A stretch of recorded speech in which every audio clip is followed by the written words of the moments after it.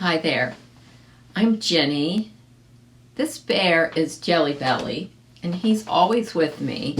We have a couple kittens that may show up. The white one there was Yumi, and they keep knocking Jelly Belly off the tower, but we'll see if we can hold it together today. I've got a new series of books today that will start that I'm so excited about. This first one is called The Wild Women of Lake Anna. And I got to Zoom with the author who lives in Florida now and used to live in Florida near Lake Anna. So she knows all about everything that's in this book. And I wanted to just read you a little bit on the back so you have an idea of what this whole series is going to be about. I've started to read it and it's really, really good. Okay, it says here on the back, 11-year-old Bailey Fish is abruptly sent from Florida by her mother to live with her grandmother, Sugar, in Virginia. While Bailey adjusts to the new place, her grandmother is investigating the source of pollution in Contrary Creek, where there used to be gold mining. To complicate matters, a neighbor is out to get Sugar. He's the father of Justin Rudd, a bully on Bailey's school bus. So you can see that this is going to be really good on about 10 levels here. Okay, so let's get started. Chapter 1 is called Sugar. Bailey Fish slammed her small maroon carry-on suitcase on the green and yellow overstuffed chair in the guest bedroom. The thud it made pleased her, but fortunately it wasn't loud enough for her grandmother to hear. Sugar, as Graham liked to be called, already had been forced to wait for 45 minutes for Bailey's plane to arrive from Fort Myers, Florida. And then Bailey's big blue suitcase on wheels, filled with her favorite clothes, was missing, and she wouldn't be able to get her things until tomorrow. That included the framed photos of her mother, Molly Fish, and Barker, her black cat that had been run over just before Christmas. "Bailey, supper will be ready in about 10 minutes, her grandmother called from the kitchen. "My very special mac and cheese." Bailey didn't answer. She jerked on the zipper of the suitcase and it jammed. "Rats," she thought. She decided to work on opening it later and instead walked to the dormer window and looked out.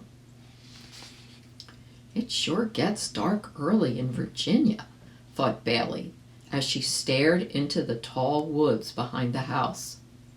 Nothing looked like home in Florida, where her bedroom was on the first floor, not upstairs. Hot tears filled her hazel eyes. Why had her mother decided to travel without her to Costa Rica? She might be gone the rest of 5th grade or even longer. Sugar was okay. Well, actually fun sometimes. But to live with her grandmother for a whole year? And so far from her friends in Florida? Bailey threw a pillow across the room. It hit the wall next to the dresser and landed in a wastebasket. She picked it up and buried her face in it, letting a few tears escape. "Supper's on," called Sugar. "Wash up and come on down, girl. We have some planning to do." Bailey found the towels that didn't match that Sugar had set out for her and washed her hands. She looked in the mirror and saw her red eyes, wiped them with the cool washcloth, pushed her straight, medium brown hair behind her ears, and then headed down the stairs. Nothing matched in Sugar's kitchen either, including the dishes. Mom said that after Sugar had retired, she stopped at even more yard sales and Goodwill stores than ever before. She couldn't resist bargains. That's Pika. Sugar calls these trips treasure hunts, and I'm sure she'll want you to go with her, honey. Molly said as she helped Bailey pack. Bailey, who liked to buy clothes at the big mall, was worried. But what if she makes me dress in stupid stuff she gets at yard sales, Mom? That'd be awful. Her mother didn't answer, but instead pressed $20 into her hand. Here, have some fun. Don't look so sad. We can call and email and write, and you can email your friend Amber too. That was on Monday. By Wednesday, Bailey was on a plane all by herself, feeling very little and alone. She had to sit up front with the small children who were also flying by themselves. Even though the flight attendant offered all the kids extra boxes of cookies in the shape of airplanes, Bailey did not feel better.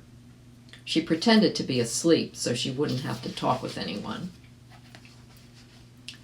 How could her mother leave her, especially in the middle of the school year, when she had just tried out for a class play and had been invited to Brooke's birthday party? They had even bought Brooke a present, a green t-shirt with pink and purple butterflies. Sugar, wearing a heavy red plaid jacket and brown slacks, waved when Bailey walked through the jetway from the plane to the gate. She gave her one of the biggest hugs Bailey could ever remember getting from anyone. She had forgotten how good those grandma hugs made her feel. Now that she was in Sugar's toasty kitchen, filled with the scent of simmering applesauce, Bailey realized that she was very hungry from traveling. Sugar pretended not to notice her granddaughter's red eyes. She smiled as she looked at Bailey sitting across from at the table. Here, have some macaroni, garden beans, and homemade applesauce. I like to serve it warm at this time of year. And I bought a chocolate cake for dessert. Tomorrow we'll get your big suitcase, and then we will have a treasure hunt on the way home, said Sugar. When Sugar smiled, it was with the same big smile that her mother had. Bailey couldn't resist. She smiled too. After she swallowed her third bite, Bailey said, I've always wondered why we call you Sugar instead of Grandma. It's because I'm so sweet, said Sugar in a fake gruff voice, and it keeps me from sounding as old as someone who's a grandma. You know, if you and I hang out together, people might think we're sisters. She peered at Bailey over her glasses. Bailey had to laugh at that one. And you really like living here in the woods so far from everybody? She asked. Sure do. It's peaceful. I can sing out loud and nobody complains, said Sugar. She moved her glasses even lower on her nose and raised her eyebrows 3 times to make Bailey smile. Bailey noticed that Sugar had more crinkles in her soft round face than the last time she had seen her, but they were mostly around her eyes and the corners of her mouth, helping make her smiles look really huge. This was the first time Bailey had been to Sugar's house in the country. Sugar had sent pictures of it when she moved in, but the house seemed so much bigger than in the snapshots. The yellow siding and green trim made the house stand out from the tall trees around it. As Bailey had carried her suitcase up the front steps, she had noticed a porch swing and some flower pots with dried plants remaining from last summer. A small greenish-brown metal boat on a trailer was parked in the side yard. The boat is the color that soldiers wear, thought Bailey. I didn't know you had a boat, said Bailey, as she helped herself to more applesauce sprinkled with ground cinnamon and cloves. I bought it a few years ago. It's pretty easy for one person to manage, said Sugar. I like to take a picnic supper out on the lake. We could do that sometime if you like picnics. I love picnics, said Bailey. She remembered how her mother packed whatever they were having for supper along with paper plates and plastic forks and knives, into a basket, and off they went to watch the sunset at Gilchrist Park. They spread out supper on a wooden table, not worrying if the food was cold now. Sometimes they tossed leftover pieces of bread to the seagulls, just as the sun went down. Her mother never planned the picnics more than 5 minutes in advance. It made them much more fun that way. Just then, the phone rang. Bailey hoped it was her mother, but instead it was a call from one of Sugar's friends. As Bailey continued to eat, she looked out the dark kitchen window near the table.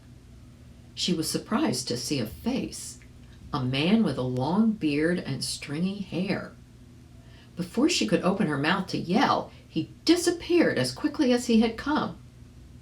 Bailey was about to take another bite of macaroni when she saw the face again. "Sugar, look!" Bailey waved her fork at the window. "Look!" But Sugar was pacing around the kitchen with the phone. She briefly stared in the direction Bailey was pointing, but was too engrossed in her conversation to let anything interrupt it. She said to the caller, "What? Not again! We'll get to the bottom of this." Bailey was surprised at how upset her grandmother sounded.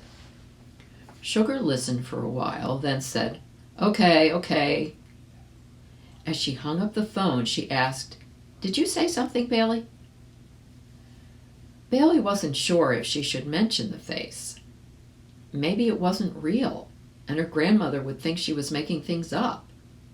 Instead, she asked, "What was all that about?" "There are more signs of illegal dumping near Contrary Creek. Whatever is being dumped there contains chemicals that may pollute the water and kill the bass at Lake Anna," said Sugar. "Contrary Creek? That's a funny name," said Bailey. "I suppose. You know, there used to be mines for copper, iron, pyrite, and even gold near Contrary Creek years ago," said Sugar. "Gold? Real gold?" Bailey imagined big, shiny gold nuggets spread out like rocks along the banks of a creek. "Long time ago. There hasn't been much mining for years. But some people say they still find bits of gold in their yards, especially when they're building a house." "I never have, though," said Sugar. "And there are people who still pan for gold around here in the creek bed," she added. "Now, I've got to make some phone calls tonight after you get settled in," said Sugar.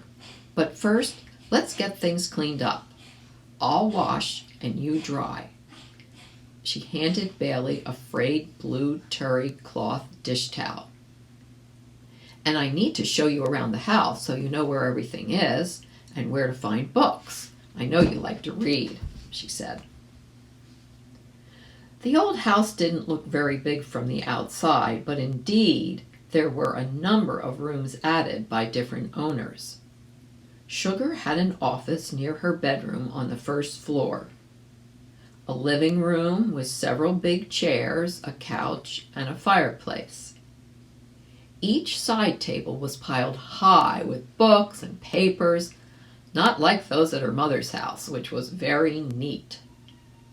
Sugar also had a back porch for reading once the weather was warm enough. Later, as Bailey slid between a red sheet on the top and a blue striped one on the bottom, she heard an owl.